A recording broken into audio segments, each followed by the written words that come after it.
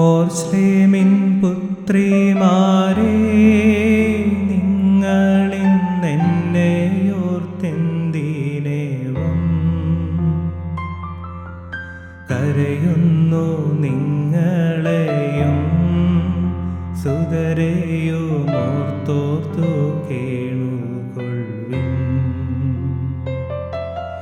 വേദന തിങ്ങുന്ന കാലം വരുന്നു, കണ്ണീരണിഞ്ഞ കാലം.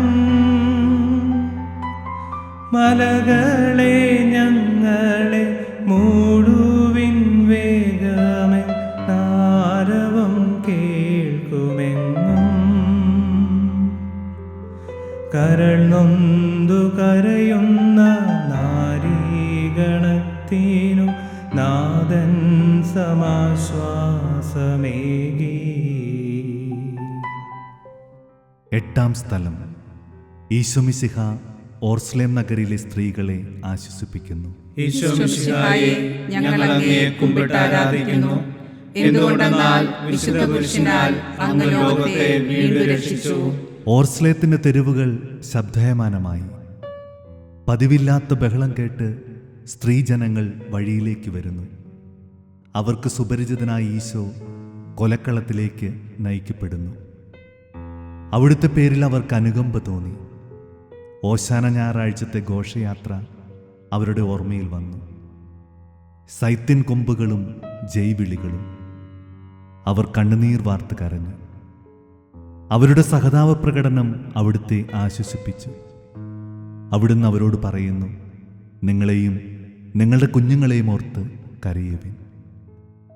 ഏതാനും വർഷങ്ങൾക്കുള്ളിൽ ഓർസ്ലേം ആക്രമിക്കപ്പെടും. അവരും അവരുടെ കുട്ടികളും പട്ടിണി കിടന്ന് മരിക്കും. ആ സംഭവം അവിടുന്ന് പ്രവചിക്കുകയായിരുന്നു. അവിടുന്ന് സ്വയം മറന്ന് അവരെ ആശ്വസിപ്പിക്കുന്നു.